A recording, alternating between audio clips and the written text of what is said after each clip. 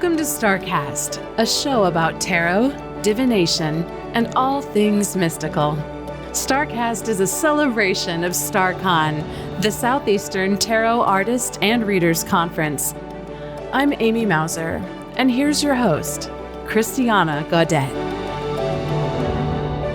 Thank you, Amy, for that introduction. Welcome, everyone, to StaarCast.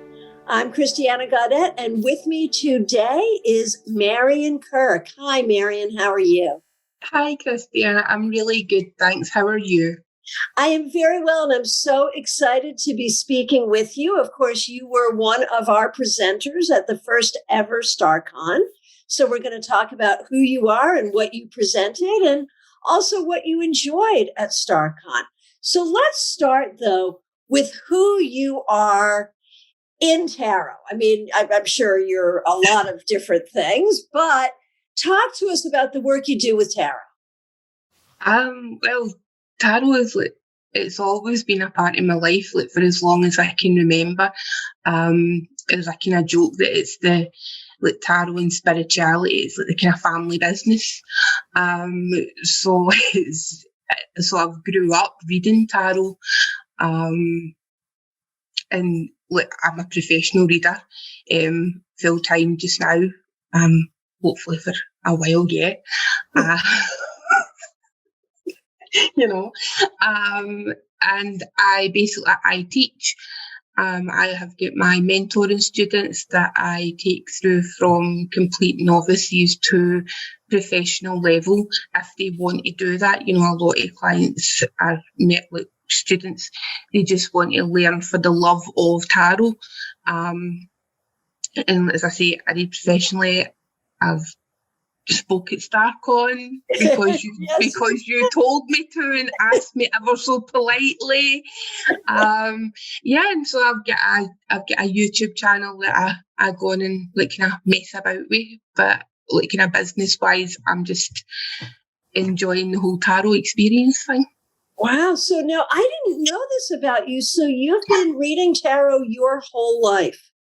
Pretty much, yeah. I mean, it started off with playing cards.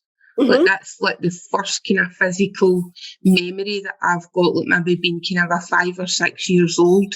And my dad and one of my uncles, they started off teaching me 5-card draw poker on a Sunday morning, as you do. Instead of going to church.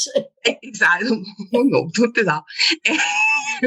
And then it just kind of went, I just remember either my dad and my uncle saying oh, what you getting? What do you see when you look at the cards? And I was like, oh, well, hearts. And then I think it was the Jack of Diamonds or something. I was like, oh, he's shifty, Dad. I don't like him. And he was like, oh, do you know?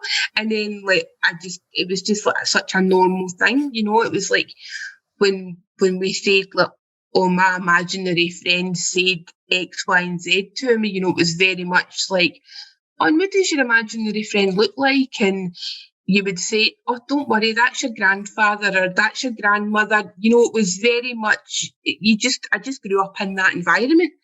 So kind of properly tarot was maybe kind of 11, 12-ish time. Mm-hmm. So it was I get my first proper deck. Wow. And so tarot, mediumship, and of course I know you do astrology as well. So this has just been part of you for your entire life. Yeah, it was my 10th birthday. My mum gave me my first astrology book. And our words were, read that, enjoy that, but stay away from Geminis.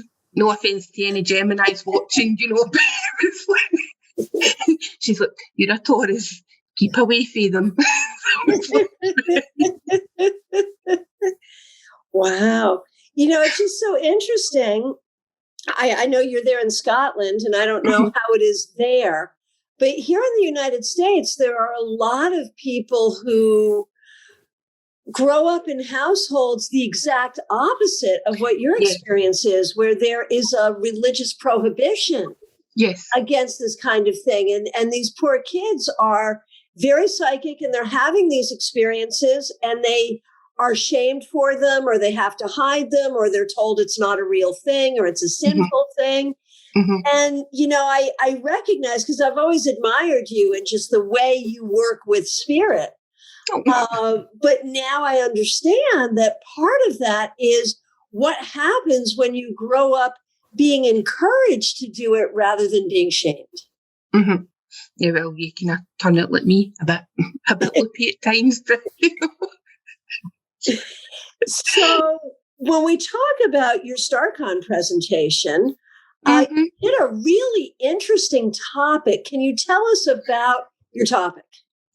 So my topic was composing your tarot soundtrack, and it was just basically working with music. Is like tarot and the metaphysical is like my first love, but very close to that is music.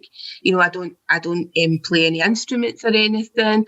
I sing badly when coming out of a bar when we could do the kind of things. I'm no way near a professional singer or anything close to it. But I absolutely love going to see live music. And it's just something that, again, it's kind of throughout my life, there's been like this musical soundtrack, and to combine the two, there was like a few standout examples, which I did speak about in my presentation, that just kind of brought, they kind of brought tarot, and it was almost like the temperance card, like bringing like two separate entities and like just this kind of a moment of alchemy and just getting brought together. So for me, that's what it was. And I mean, by no means is it just like a new idea or a new concept. It's like something that a lot of people come to, very naturally, because of I think how I view tarot is it's very much like it's a story. A deck of cards is like an unread novel or an unread picture book, and you don't know what chapter or what story is going to be presented to you until you lay the cards out. And for me, music is very much the same thing. You don't know how, say an artist, like your favourite artist, brings out a new album or something, you don't know how that's going to affect you until you hear it for the first time. There might be some songs that you really love, there might be some songs you're a bit, that need a couple of listens, to really get it. But it was just one of the things that just worked really well for me. And it is true. There's a lot of crossover and connection between tarot and music in so many different ways. So give me an example. Give me a tarot card and a song that you might associate with that card. Right. Okay. So the main kind of a one for me will always be the Eight of Cups. The Eight of Cups? The Eight of Cups will always be that card for me. And the song, again, I spoke about this in the presentation. It's a song by a 90s British band called Cast. And this song is called Walk Away. And it's not just the title of the song, it's the actual lyrics. And it was that moment that when I first kind of made this kind of connection between that song and that card, I was literally doing a reading for myself, turned that card over, the radio was playing in the background, that song came on, and it was literally like, okay then, so not only are the cards telling me, this is what you should do, but also like the radio is basically in tune with my deck of cards today. So that for me is like kind of the ultimate. But there's other cards, it's like say for instance like the High Priestess, like I'm always going to think like Fleetwood Mac's Rhiannon. Sure.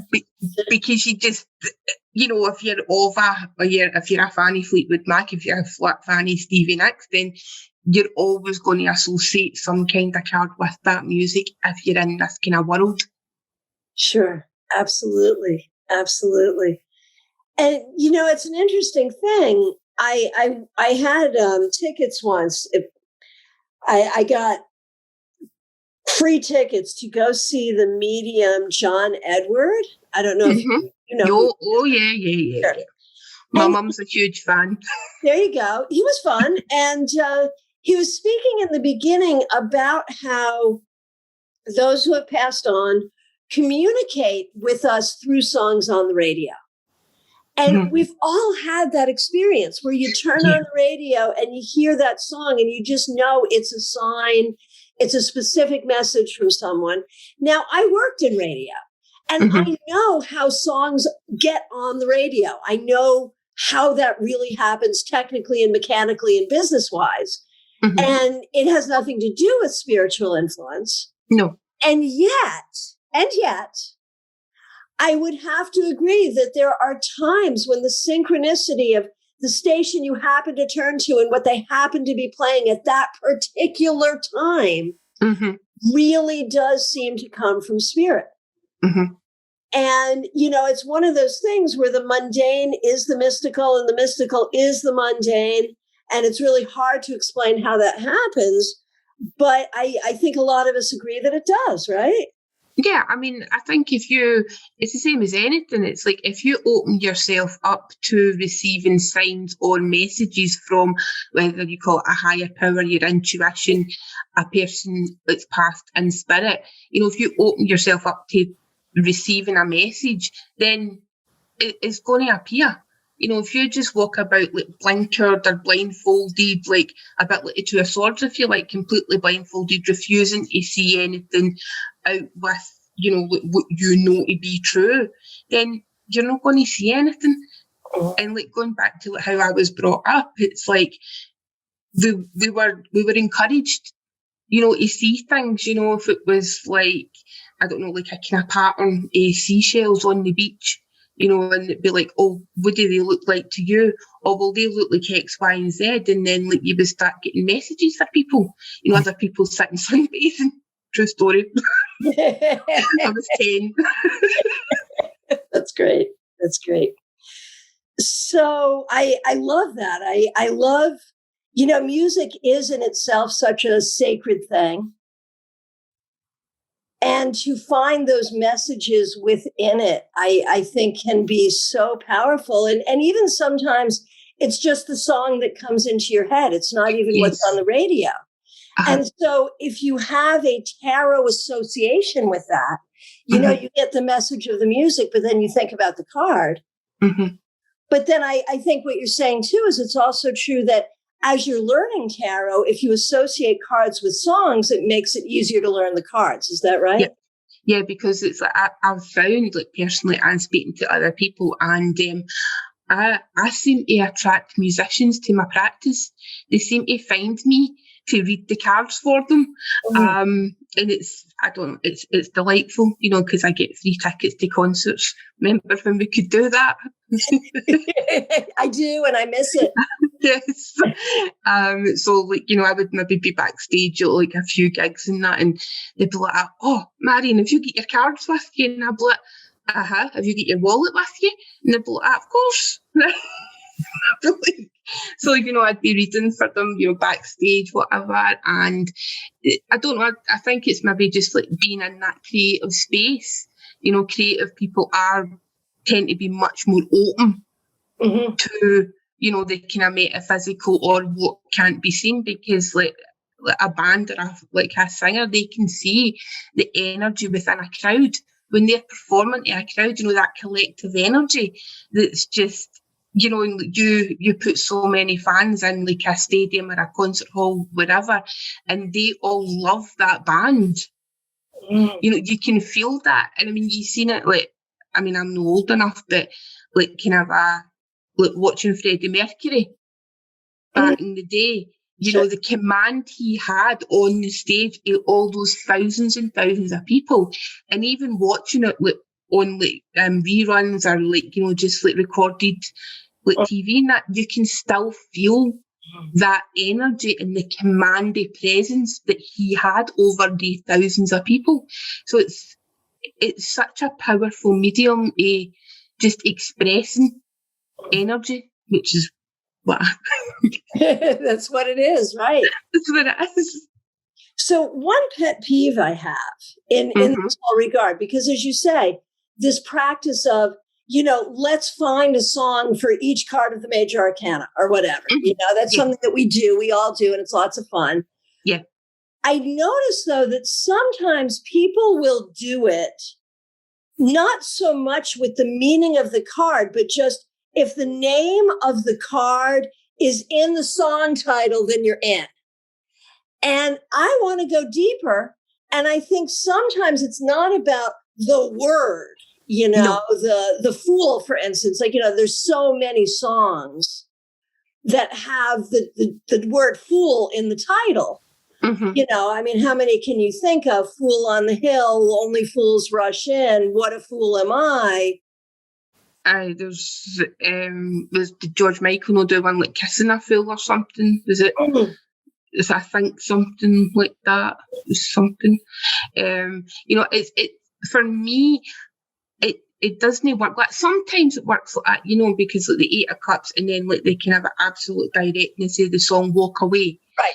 Right. But there's other songs that to me like represent that card, like going back to like Fleetwood Mac. I'll try not to. But the song "Landslide." If you've ever watched Stevie Nicks and Lindsay performing that live, you know what I mean? It is just the 8 of Cups for me. There's that sorrow, and even the line is it like, if you see my reflection in the snow-covered hills, and you look at the 8 of Cups, and in the distance, the person's walking away towards hills. So it's that deeper connection that we're talking about. Yes. Yeah. Mm-hmm. Right. And that's, that's always my thing. I want people to go deeper, right? That's because you're a Scorpio. Guilty as charged. So as a presenter at StaarCon, StaarCon is an international conference, but especially in its first year, I would say primarily an American crowd. Yep. As you were looking at song examples, like, did you try to choose songs for an American audience? Obviously, there's a difference between what's been popular, where you are, what's popular here. Did you pay attention to that? Did you not? What do you think about that? Didn't. You didn't? No, good.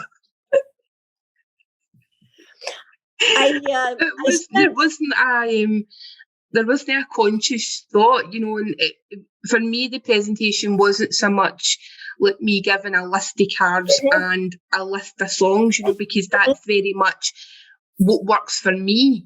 Right. So it was like more like kind of just suggesting ideas and methods of using the genre of music with the tarot, because I'm very much like find your own way, because it's like, reading books, whilst it is absolutely essential in my opinion, like reading and getting that grounding. But at the end of the day, if keywords, there's some certain keywords that always go with a card, but no always in a reading, as we know. Right.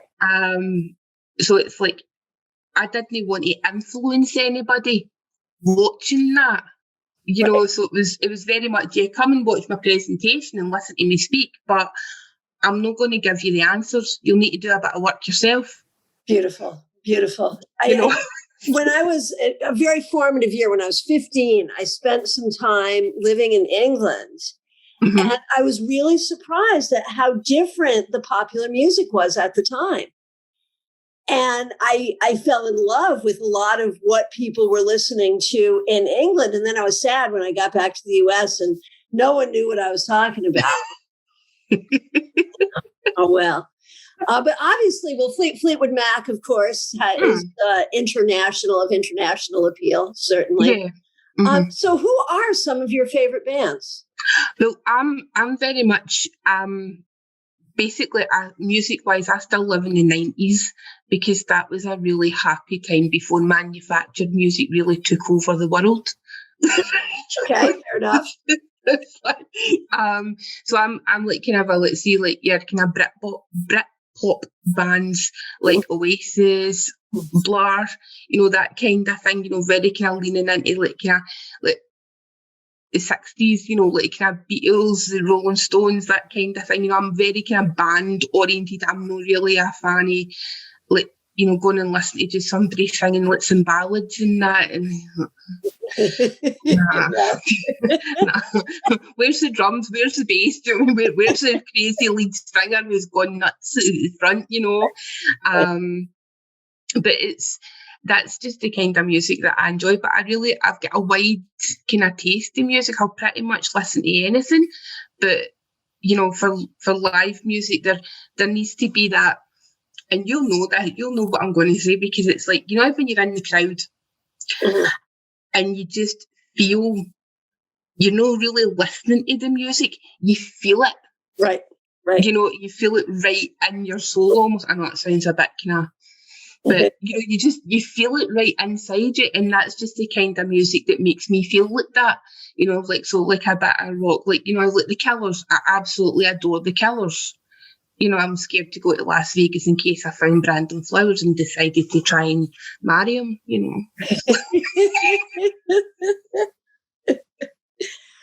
So switching gears just a little bit, you also had the opportunity to take some of the classes at StaarCon. Was there one that really stuck out for you, one that you really enjoyed? The one that I really, really enjoyed was Mary Greer's. Yeah. It's just to be in her presence, it's like she could probably sit and talk about shoeboxes or something. You still be like, like just the wisdom and the graciousness there, it's just absolutely adored that class. A couple of other ones, obviously Benny Bell, Benny Bell Wen, totally just like mind blown, but Amy Mauser's presentation, I adored that class so much. It was just like, and you're just sitting there and her voice is so relaxing and you're just like, oh that's great. We were really blessed to have just an amazing group of people. And of course, for StaarCon 2022, we will also have an amazing group of people. And we hope that you'll return and present. We'll have some of our people from 2021 returning and a whole slew of new people as well. So we're very excited about that. I would be delighted to join you. Wonderful. So tell me, what do you have going on? You've been working on an exciting writing project. Isn't that true? I have, yes, which is complete. I was sought out and approached by a lovely creator, Rachel Jean, who is from Australia, and she has created her own tarot deck. And it's all black, it's all hand drawn. She's hand drawn everything, and it's black and white images, and it's called the Wandering Moon Tarot. Now, as we speak, it is just currently finished on Kickstarter, and it fully funded in 35 minutes. Wow. Yeah. Wow. And you're writing the guidebook. We have written the guidebook, yeah, because she reached out to me, because originally she wasn't going to have a guidebook. And she thought, well, there's enough like tarot resources online, there's loads of books. Because she said, like, I'm very much like a tarot, like, no newbie, but, she doesn't read professionally or anything. She's like an artist, a creator. And then people were like, no, we really want a guidebook, and as part of the campaign, can we not get a guidebook? And then she reached out to me like via Instagram, and she was like, Marion, how do you fancy like helping me write this guidebook? And I'm like, okay. I'll do that, no problem, I'll be fine. And so she said, right, the timeline is we've got the whole of February. It's not going to be a huge, big, meaty thing. It's just going to cover like the cards upright, reversed, a wee bit about the card, and what the design is. And I'm like, oh, that's fine. That'll be a couple of cards a day. I was like, right, we'll start it as soon as StaarCon finishes. Because it was like a week or so before StaarCon was happening, and I said, this is like, my brain's not going to be in anything else just now. I need to prep for this. And she was like, sure, no problem. So then it was the day. It was a Monday after the Sunday. Oh my and gosh! because Right into it. Yeah, it was like, because of obviously time difference, it's like Australia's 12 hours in front of us, like in Scotland. So we could only speak like first thing in my morning, which was her night time, and vice versa at night time. So she said to me, Marion, the printers have got in touch with me and they need the guidebook for the end of January. And I'm like, gosh. So you had a week. A week. You wrote a book in a week. We wrote a 180-page guidebook in a week. We worked on it. When I say 24/7, we did, because it was like, I did my day shift and Rachel did her day shift, but that was my night shift. So it was like continuously. Wow. You know, it was like, because when I was awake, I was writing, then I would go to sleep. We would have like a quick catch up, to see what we were going forward in that. But we literally wrote it in a week, like less than a week. So it was like 5 days or something. Because we had to get it proofread, because Rachel had somebody set up to proofread the book. And then we had to also get it formatted and everything and do that part as well, because it's an independent project. So we don't have like a big publishing house, who have got a whole team of people doing these kind of things. It was very much just, but we done it. Wow. I think a good guidebook is really important. I firmly believe that a deck should come with a guidebook. And honestly, and I recognize that with mass market publications, a lot of them just come with a little white book, and that's fine. But even those have gotten better in the past few years. And, it doesn't matter. The idea that there's so many tarot resources out there. Well, yeah, there are. But we want to know what the artist was thinking. Yeah. We want to know why this is this way, because each card has so many facets. Yes. What were you thinking? And I think it's really important. I'm really glad that she did not just leave off having the book. I think it's important. And I'm so glad that you were there to help write it. Well, see, that was the thing, it was like, Rachel was like kind of off put, because, as I say, she's such a creative, artistic person, and her medium is to draw. That's her creative outlet.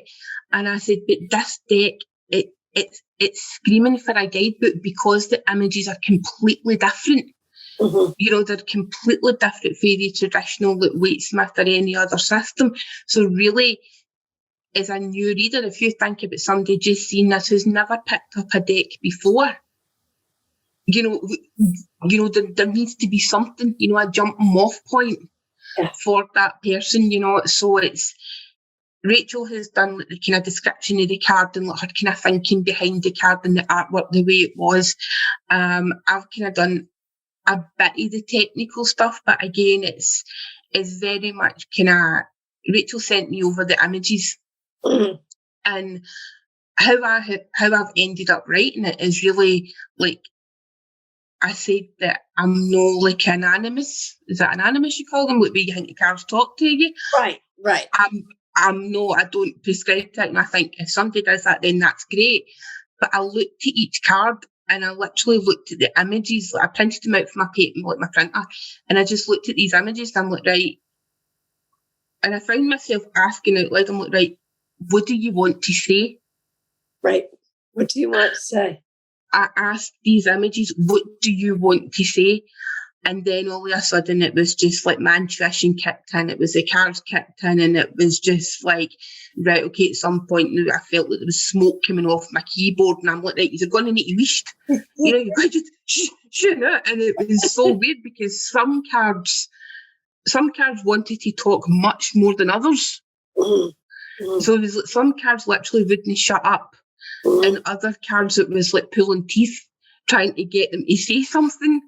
So it was a very surreal experience, but it could have been lack of sleep, I don't know, but we got it done. So.